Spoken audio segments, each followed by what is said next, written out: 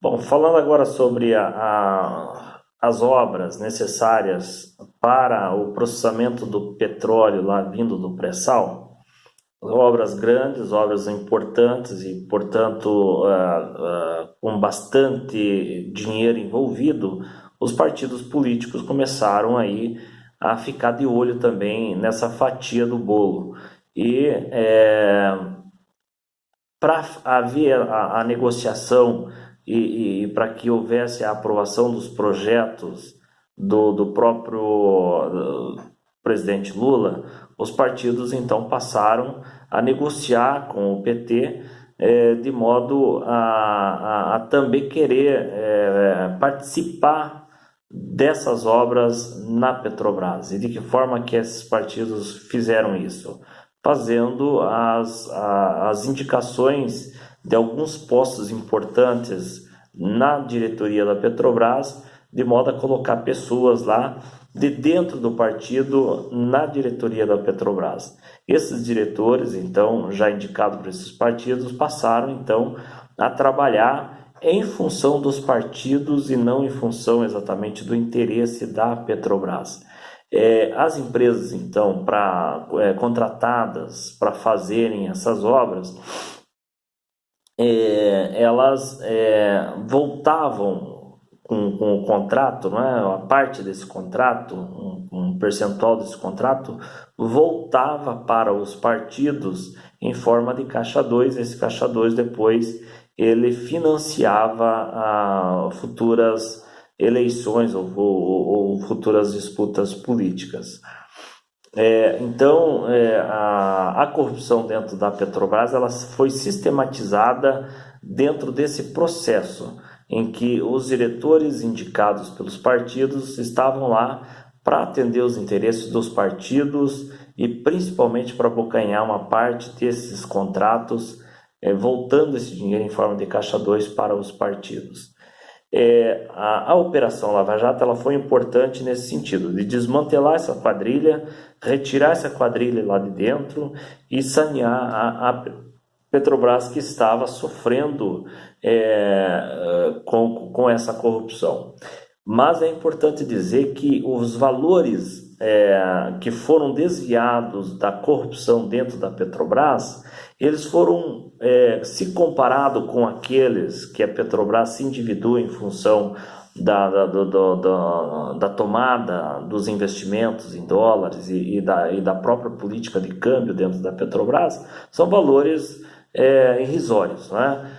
Falo valores importantes, obviamente, mas valores que não levariam aí a Petrobras a um endividamento ou comprometer o orçamento da empresa. O que comprometeu, na verdade, a empresa foi realmente as manipulações feitas pelos Estados Unidos.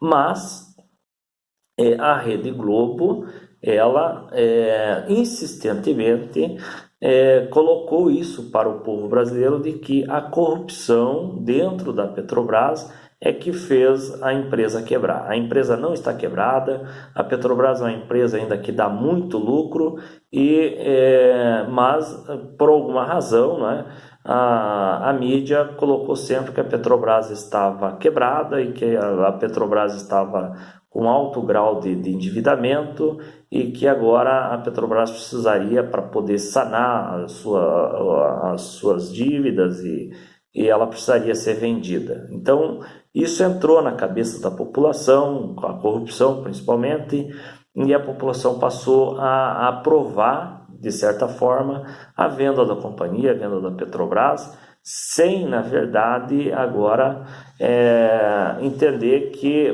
a questão principal é que o pré-sal, que antes foi descoberto, agora já estava ficando esquecido e já estava ficando agora de posse das empresas que vieram lá de fora para cá e abocanhar essa grande área de pré-sal que nós temos aí. Como que essas empresas agora passaram, depois desse processo todo, passaram então a participar do óleo do pré-sal aqui no Brasil?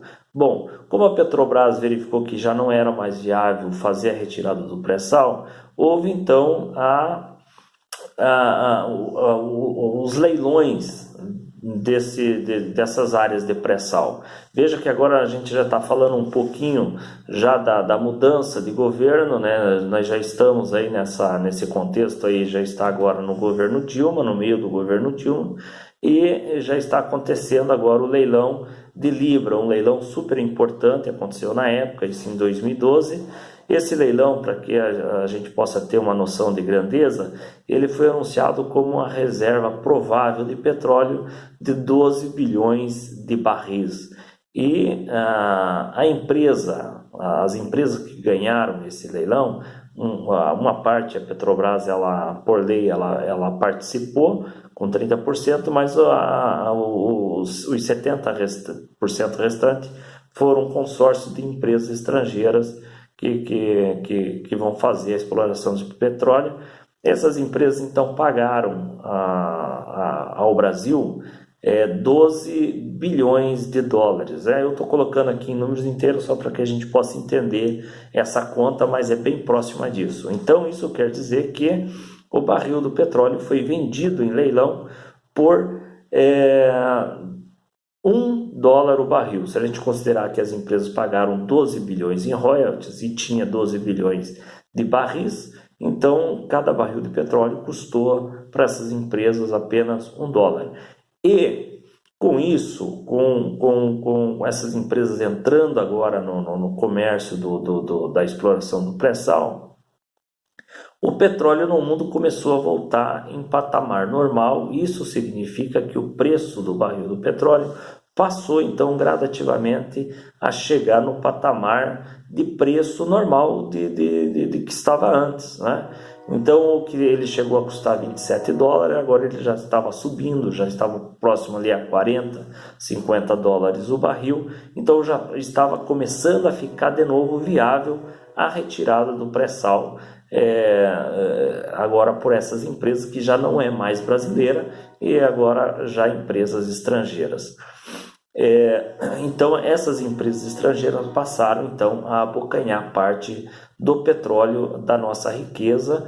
E agora, já falando um pouquinho já de governo, como que o governo naquela época, a presidente Dilma, ela começou a sofrer pressões agora dentro do próprio governo, por conta inclusive das próprias corrupções que foram noticiadas, mas ela não teve força política para se manter no governo, e o vice-presidente da época, o Michel Temer, ele passou a oferecer aos empresários de São Paulo uma proposta de governo paralela àquela proposta que o governo da Dilma tinha. E os empresários de São Paulo, as grandes indústrias de São Paulo, passaram a ver isso como um ponto interessante e começaram então a apoiar Michel Temer em sua empreitada. Junto com isso, obviamente, as questões das corrupções, Lava Jato, estourando e bombando a todo momento. Eu queria também só fazer aqui um breve comentário antes de seguir a partir desse ponto, voltar na época em que as empreiteiras estavam fazendo aquelas obras lá de refinaria, de navios e etc. Essas empresas, por serem empresas basicamente da construção civil, elas têm uma característica muito importante, que é a de gerar emprego para as pessoas menos abastadas, né? Então, a construção civil tem essa característica de gerar emprego para pessoas mais humildes.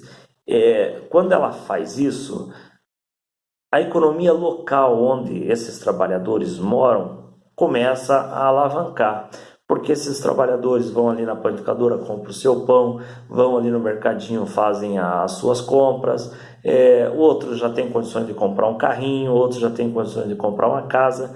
Em suma, a economia começa a bombar. Já agora com a Lava Jato e descobrindo então que essas empresas estavam em conluio com esses diretores e fazendo toda essa corrupção, essas empresas simplesmente estagnou as obras, pararam de vez as obras.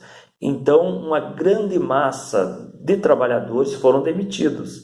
E com isso o Brasil iniciou o processo aí, um grande processo que inclusive não acabou ainda, de regressão na economia. Então se estagnou a economia, travou a economia e agora a Dilma passou a ter uma pressão muito forte. E o Michel Temer passou então a fazer as negociatas dele com as grandes indústrias de São Paulo. Além das grandes indústrias de São Paulo, também os próprios agroindustriais, com o objetivo de diminuir o preço do frete de exportação do soja deles, passaram a investir também no Michel Temer, de modo a obter depois uma vantagem relacionada à própria economia da agroindústria. Com essa injeção de dinheiro no golpe que foi aplicado contra a presidente Dilma, Michel Temer, então, passou a ser o presidente do Brasil, um presidente ilegítimo, um presidente sem qualquer sombra de dúvida, duvidoso, né? Bastante duvidoso. Hoje ele tem 99% de reprovação, mas ele está lá a mando das grandes indústrias de São Paulo e também da agroindústria, principalmente comandada pela família Maggi, Blairo Maggi, que hoje é o ministro da Agricultura do Michel Temer. Ele conseguiu, depois desse golpe, conseguiu aí a construção de esclusas que vai levar o soja dele do interior do Mato Grosso até o Amazonas e depois escoar esses grãos para o mundo todo. Então, Michel Temer, agora já no poder, colocou também o ministro de Comércio Exterior, o José Serra, do PSDB, e o José Serra, como já acontecia antes no governo FHC, com o interesse de fazer as negociações para que as empresas estatais do Brasil começassem a serem vendidas num sistema de neoliberalismo, ou seja, fazer com que o Estado tenha a participação mínima na economia do país. Com isso, retomou-se então a ideia de venda das refinarias, que era tudo que os Estados Unidos queria também. Os Estados Unidos, baseada naquela situação de que eles queriam participar do pré-sal aqui no Brasil, agora eles têm a grande chance de participar também do mercado interno aqui do Brasil. Michel Temer colocou também na Petrobras como presidente o Pedro Parente, que já vinha lá da época do FHC. Para quem não lembra, o Pedro Parente ele participou do governo FHC na época do apagão desastroso, e agora, de novo na Petrobras, ele está ali como um grande culpado dessa questão toda das manifestações dos caminhoneiros e essa paralisação que está acontecendo. Por quê? Porque a política adotada pelo Pedro Parente dentro da Petrobras foi colocar o preço dos combustíveis de acordo com o preço do barril do petróleo lá no mercado. Subiu o preço do barril, sobe também o combustível. E esse foi o grande motivo aí que desencadeou aí nessa manifestação dos caminhoneiros. Além das questões do combustível, um ponto muito importante que a gente precisa ressaltar aqui é que Pedro Parente adotou também uma política de venda da refinaria, de algumas refinarias do Brasil, e principalmente com o argumento de que essas refinarias agora já não dão mais o resultado esperado, já estão dando prejuízo. Por quê? Porque o preço do petróleo hoje, lá do pré-sal, ele está sendo tão vantajoso para essas empresas que estão tirando o pré-sal, que elas conseguem levar esse petróleo para o país de origem, para o país dessas empresas de origem. Lá ele é refinado e o Brasil então passa a comprar esse petróleo, ou melhor, passa a comprar esses derivados, já produtos prontos como gasolina, diesel, o próprio gás, num preço muito mais barato daqueles praticados aqui dentro. Então, para você ter uma ideia, a refinaria hoje ela está com uma ociosidade de cerca de 60%. Ou seja, aqui no Brasil, as refinarias trabalham com a carga máxima, atingindo apenas 40% do que ela tem capacidade de produzir. Justamente porque hoje, aqui no Brasil, já não está sendo mais viável o próprio Brasil, ou a Petrobras, fazer a retirada desse petróleo, porque essas empresas tiram num preço muito mais barato e levam para fora, refinam lá fora e ainda trazem esse petróleo para o Brasil, ainda num preço onde a Petrobras já não consegue mais concorrer com eles. Então está sendo muito mais viável comprar o produto de fora do que refinar ele aqui dentro. Então Pedro Parente resolveu então vender as refinarias. Para se ter uma ideia, ele colocou à venda a refinaria aqui de Araucária e também a refinaria do Rio Grande do Sul e também uma refinaria no Nordeste. Só que no Rio Grande do Sul, as duas refinarias, colocando ainda mais os oleodutos aí que vão entrar nesse pacotaço, ela está sendo ofertada, né, não sabemos ainda ao certo, mas especula-se por 22 bilhões de dólares.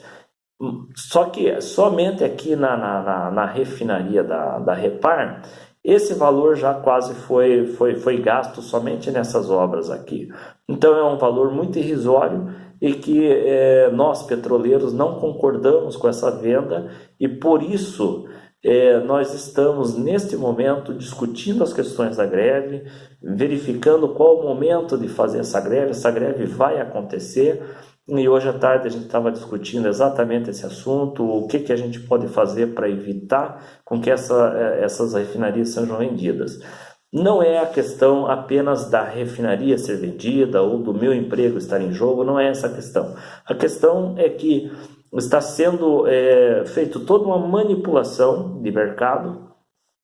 E agora as nossas reservas minerais estão sendo levadas para fora e de novo o brasileiro que estava sendo considerado autossuficiente no petróleo passou a ser agora dominado pelo mercado externo com essa política colocada aí.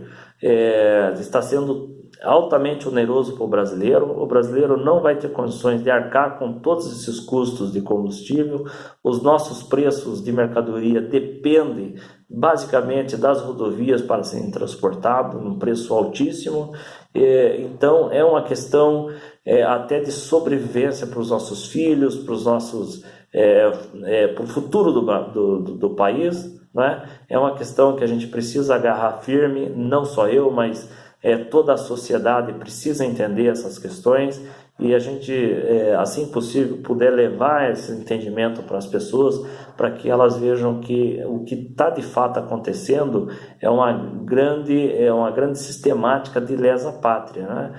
Está sendo retirado, assim como já aconteceu com a Vale do Rio Doce, os minérios são retirados aqui no Brasil, levados para fora e lá esses minérios sofrem a industrialização e nós compramos produtos prontos aí a 100, 200 vezes mais do preço que foi levado daqui, e isso está acontecendo também com o petróleo.